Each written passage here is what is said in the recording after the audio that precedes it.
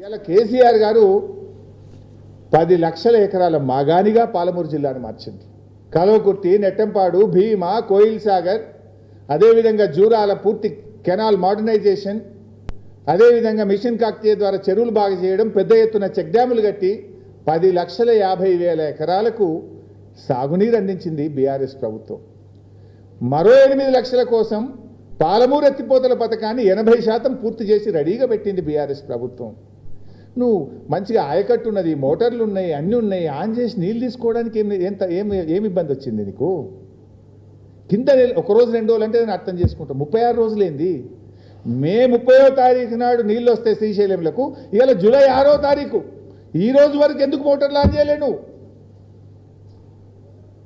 మీరు వెంటనే కల్వకుర్తి మోటార్లు ఆన్ చేయకపోతే మా మహబూబ్ నగర్ జిల్లా బీఆర్ఎస్ నాయకత్వం రైతాంగాన్ని కలుపుకొని పెద్ద ఎత్తున కల్వకుర్తి దగ్గరికి వెళ్తాం.